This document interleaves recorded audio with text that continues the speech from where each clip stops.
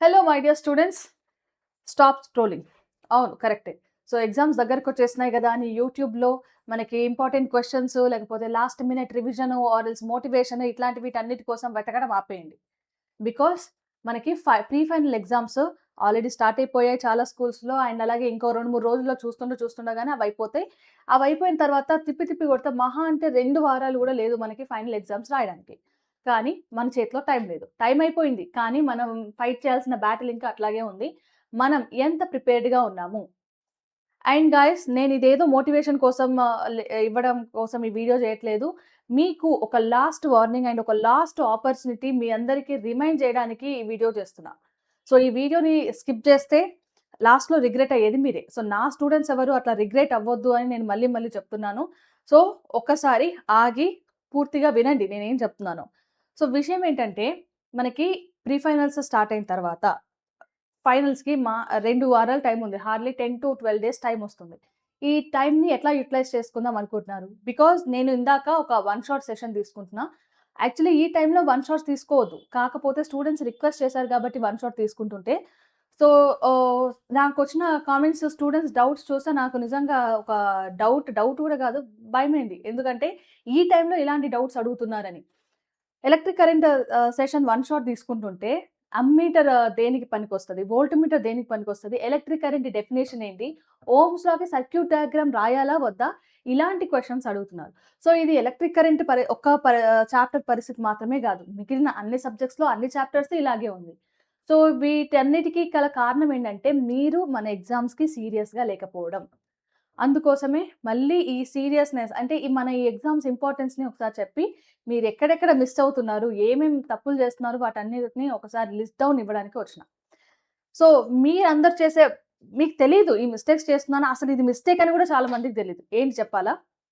Ma'am, నా syllabus ఇంకా అయిపోలేదు. నేను సిలబస్ పూర్తిగా అయిపోయిన తర్వాతనే నేను రివిజన్ స్టార్ట్ చేస్తా.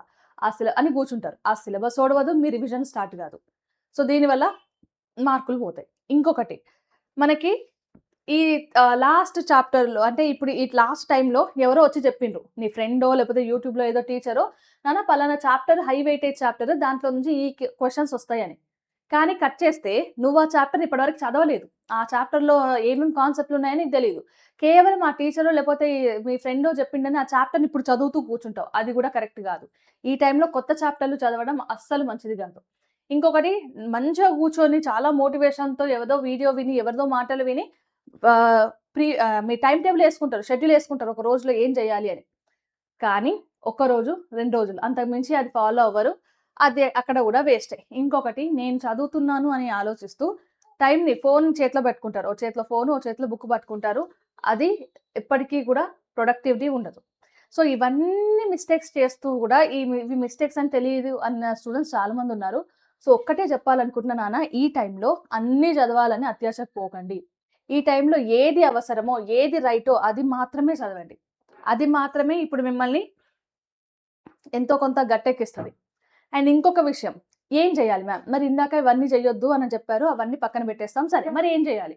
ఏం లేదు. ఇప్పుడు ఇప్పటిదాకా నువ్వు చదివిన చాప్టర్స్ నుంచి రిపీటెడ్ క్వెషన్స్ ఏమున్నాయి? అండ్ మనకి ఒక్కొక్కసారి చాలా ఈజీ కాన్సెప్ట్ అని మనం జస్ట్ పైపైనే చూసేస్తాం. క్వెషన్ పేపర్ తిప్పి చూస్తే ఓపెన్ చేసిన తర్వాత అదే కాన్సెప్ట్, ఈజీ కాన్సెప్టే కానీ ట్విస్టెడ్ క్వెషన్స్ ఇస్తాడు. సో, వాటిని ఎట్లా ఆన్సర్ చేయాలి అనేది నువ్వు ఇప్పుడు ఫోకస్ చేయాలి. దాంతో పాటు న్యూమరికల్స్, అది మ్యాథ్సే గాని, ఫిజిక్సే గాని న్యూమరికల్స్ పైన ఫోకస్ చేయి. దెన్ ఇవన్నీ చదివినప్పటికీ కూడా నువ్వు ఎగ్జామ్‌లో ఎంత బాగా ప్రెజెంట్ చేస్తున్నావు, నీ హ్యాండ్ రైటింగ్ ఎట్లా ఉంది, ఈ ఎగ్జామ్ హాల్‌లో నువ్వు ఫాలో అవ్వాల్సిన థింగ్స్ పైన గూడా నువ్వు ఫోకస్ చేయాలి. లేదంటే కష్టం. అండ్ కొంతమంది స్టూడెంట్స్ అనుకుంటారు, మ్యామ్ నేను యావరేజ్ స్టూడెంట్స్‌ని, ఇప్పుడు నేను చదవడం స్టార్ట్ చేసినా గూడా నేను కొంచెం బెటర్ స్కోర్ చేయొచ్చా? ఆఫ్‌కోర్స్ చేయొచ్చు. ఇది చేయొచ్చు. ఇట్లాంటి డౌటే అవసరం లేదు. ఈ టైంలో ఇప్పుడు నేను చెప్పేదేంటంటే, కనీసం ఇప్పుడు మనకెంత హార్డ్‌లీ ఒక 1 మంత్ టైమ్ ఉందా? ఈ 1 మంత్‌లో గూడా 60% తెచ్చుకునే స్టూడెంట్ ఫోకస్ చేస్తే 75% రావచ్చు. 75 తెచ్చుకునే స్టూడెంట్ గూడా మనకి 90% తెచ్చుకునే అవకాశం ఉంది. సో, ఇక్కడ మ్యాటర్ ఏంటి? ఎందుకు మనం ఇక్కడ నుంచి ఇక్కడికి రావచ్చు అనంటే, ఫస్ట్ థింగ్, నువ్వు నీ ఫ్రెండ్స్‌తో లేకపోతే నీ స్కూల్ టాపర్స్‌తో లేకపోతే వేరే వాళ్ళతో కంపేర్ చేసుకోవడం ఆపేయి.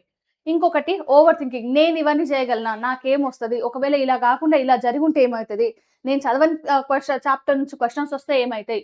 ఇలాంటివన్నీ ఓవర్ థింక్ చేయడం ఆపేసి యాక్షన్‌లోకి దిగు. ఇంకొకటి, ఎవరో వస్తారు, నాకు మోటివేషన్ ఇస్తారు, లేకపోతే నా ఫ్రెండ్ వస్తాడు, నాకు ఇంపార్టెంట్ క్వెషన్స్ చెప్తాడు, లేకపోతే మా టీచర్ ఈ చాప్టర్‌ని ఎక్స్‌ప్లెయిన్ చేస్తే నేను చదువుతా. ఇలాంటివన్నీ పెట్టుకోకండి. నీకు నువ్వుగా నీ ప్రిపరేషన్ కోసం, నీ స్కోర్ కోసం, మార్క్స్ కోసం ఏం చేస్తావో అది నువ్వు చెయి. సో, దానికోసం ఫస్ట్ నువ్వు చేయాల్సింది ట్రస్ట్ యువర్‌సెల్ఫ్. నీ మీద నువ్వు నమ్మకం ఉంచి ఇంకా ప్రిపరేషన్ స్టార్ట్ చేయి. రెగ్యులర్‌గా రివైజ్ చేస్తూ ఉండు చాప్టర్స్‌ని. ఓకే. అండ్ అలాగే ఈ వీక్‌ని, ఈ మంత్‌ని, ఈ లాస్ట్ ఆపర్చునిటీని, లాస్ట్ ఛాన్స్‌ని మిస్ చేసుకోకండి. బికాస్ ఇది మిస్ చేసుకున్నారు అనంటే ఈ effect further years, further exams పైన గూడా ఉంటది. అండ్ వన్స్ ఇది బాగొచ్చిందనంటే ఇదే కాన్ఫిడెన్స్‌తో నువ్వు తర్వాత ఎగ్జామ్స్ గూడా బాగా రాస్తావు. ఇది పోతే అవి గూడా పోతాయి. కాబట్టి కొంచెం కూల్‌గా ఆలోచించి ఇప్పుడేం చేయాలి అనేది సరిగ్గా ప్లాన్ జేసుకోండి. టైమ్‌ని వేస్ట్ చేయొద్దు. ఎందుకంటే టైమ్ ఎవ్వరి కోసం వెయిట్ చేయదు. నీ కోసం గూడా వెయిట్ చేయదు. ఇప్పుడు ఈ సంవత్సరం నువ్వు ఎగ్జామ్ రాసినా, రాయకపోయినా మిగిలిన వాళ్ళందరూ గూడా ఎగ్జామ్ పాస్ అయిపోయి వేరే ఇయర్స్‌కెళ్ళిపోతారు. నువ్వు రాయలేదు గదా! నీకు వీలవ్వలేదు గదా! అని వాళ్ళందరూ గూడా నీతో ఉండిపోరు. కాబట్టి టైమ్ వేస్ట్ చేసుకోకుండా నువ్వు ఫైనల్ బ్యాటిల్ కోసం ఫైట్ చేయడానికి నువ్వు ప్రిపేర్ చేసుకో. ఒకవేళ నువ్వు రెడీగా ఉన్నావు అని అనుకుంటే నా కామెంట్ సెక్షన్‌లో ఐ విల్ ఫైట్ అని కామెంట్ చెయి. అండ్ ఇంకొక విషయం మన ఛానెల్‌లో ప్రతి చాప్టర్‌కి సంబంధించిన షార్ట్ నోట్స్‌లు అండ్ అలాగే ఇంపార్టెంట్ క్వెషన్స్, పీవైక్యూస్ వీటన్నిటికి సంబంధించిన లింక్స్ కింద డిస్క్రిప్షన్‌లో అండ్ అలాగే మన టెలిగ్రామ్ ఛానెల్‌లో ఇవ్వబోతున్నాం. సో వీటన్నిటిని మిస్ అవ్వద్దు అని అనుకుంటే మన ఛానెల్‌ని సబ్స్క్రైబ్ చేయండి. అండ్ అలాగే stay tune to our channel.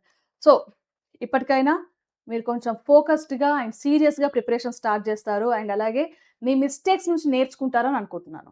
Okay. ఇంకా ఏమైనా ప్రాబ్లమ్స్ ఉంటే do let me know in the comment section. Guys will meet you in the another session. Bye for now.